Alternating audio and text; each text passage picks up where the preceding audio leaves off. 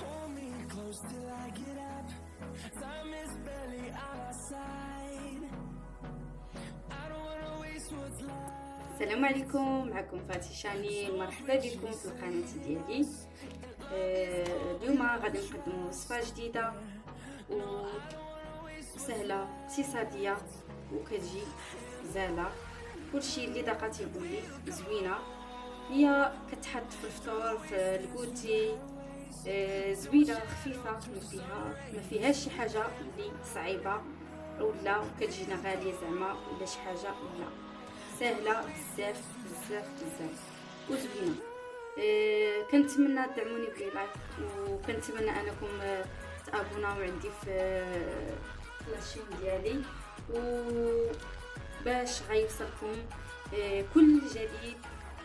وكنتمنى انكم تدعموني، وكنشكر كذلك الناس اللي دعموني ووقفوا معايا واللي تابوناو عندي في لاشين ديالي، سواء داخل المغرب او خارج المغرب، بدون ذكر الاسماء والدول. كل الناس اللي بارطاجاو لي فيديو ديالي كنشكركم بزاف بزاف، ودعموني بلي لايك. ما تنساوش تبارطاجيو لي كاع لي فيديوهات ديالي باش يوصلكم كل ما هو جديد.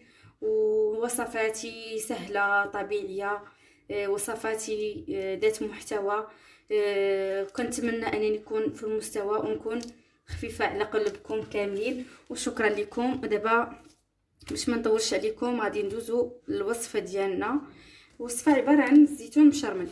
هذا الزيتون كنشريو الزيتون بحال هكذا، كنديروا الزيتون. انا عندي دابا الزيتون الاسود، الا بغيتو ديروا حتى الزيتون الاخضر كديروا. انا جبت هذا هو اللي كيعجبني، كناكلوه بزاف. دونك هذا غادي نديروا الزيتون القياس اللي حبيتو نتوما واللي بغيتو. انا عندي هنايا نص كيلو ديال الزيتون اسود. دونك هنايا غادي ندير السودانيه. هاد السودانيه غادي ندير معكم حتى هي واحد فيديو وغادي نبارطاجيها معكم. هذه السودانيه ديالي خاصه بيا، كنرقدها في الزيت البلديه. دونك هذه كتجي زوينه ديالي، صايبتها بيدي وكتبقى واحد المده طويله.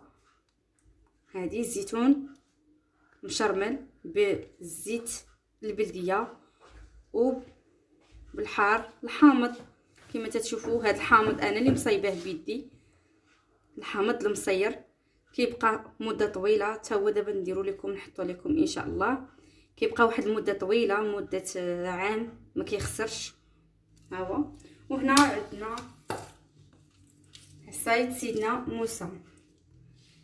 سيدنا موسى كما كتشوفوا، اللي تنقولوا لها ورقه الرند. هنا اليزير تنقولوا ليه حتى هو اكليل الجبل. ها هو اكليل الجبل اليزير. وهنا عندنا الزعتر ها هو. هاد المكونات هادو كنديروهم، وكنديروا معلقه من الفلفل الاحمر اللي هي تحميره، معلقه من الكمون البلدي، كمون او كمون اش كيقولوا ليه. وكنديروا شويه ديال الملحه ما تنكتروش، لان تيكون بعض مرات الزيتون مالح بزاف، ولا زدنا الملحه تاني كيولي مالح بزاف. كنديروا غير القياس. ديك الساعه كنذوقوا، الا بغينا الملحه كنزيدوا شويه، انا كندير غير شويه. واخيرا كنديروا زيت الزيتون، زيت طبيعيه. حنا في هذه المنطقه معروفين بالزيت الزيتون وبالزيوت وبالزيتون اصلا. على بركه الله غادي نبداو، غادي نوضعوا المكونات كلها مع بعضها. ونسيت ما قلت لكمش الثومه، غادي نديروا فاع ديال الثومه ولا زوج. الا بغيتو تقطعوهم قطعوهم، انا ما كنقطعهمش لان عندي الطونسيون كطيح ليا. الناس اللي كطيح لهم الطونسيون حطوا غير حبه هكا بحال كيما درت انا، حبه كتكون بحال هكذا صاينه، كنقشروها وكنحطوها بحال هكذا. كنجمعوا المكونات كامل كنديروا ليها بحال هكا، كنخلطوها كما قلت لكم. كنديروا الفلفل الاحمر، كنديروا معلقه كبيره اولا 2 معالق صغار. وهنا الكمون كنكثروا، كنديروا 2 معالق صغار ولا معلقه كبيره. بالنسبه للملح كنزيدوا الملحه كما قلت لكم ما تنكثروش بزاف، لان الزيتون بعد ما كيكون مالح بزاف، دونك تنديروا غير شويه كما قلتوا هانتوما كتشوفوا في الفيديو. نص معلقه ديال الملحه. دونك هنايا كنديروا زيت الزيتون، تنديروا زيت الزيتون بكثره، كنديروا القياس اللي غادي نحطوه، لانه غادي نبقاو نحطوه في كل يوم، كيبقى واحد المده ما كيخسرش لينا، كيبقى واحد المده حتى 5 ايام 6 ايام. دونك هذا كنديرو مثلا في الصباح وكنخليو حتى العشيه عاد كناكلو. هانتوما كما تشوفوا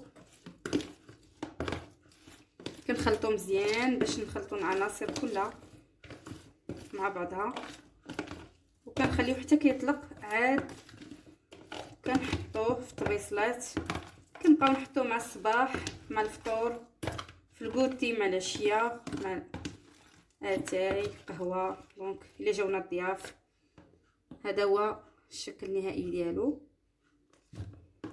كنخلطوه وغادي نوضعوه في الثلاجه ونخليوه.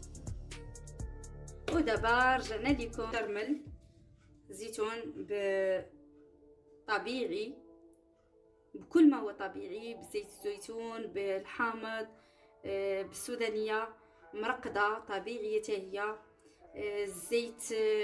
زيت بلديه كما تنقولوا طبيعيه، يعني كل ما هو طبيعي. وصفتنا اليوم وصفه سهله وكتعجب كل شيء.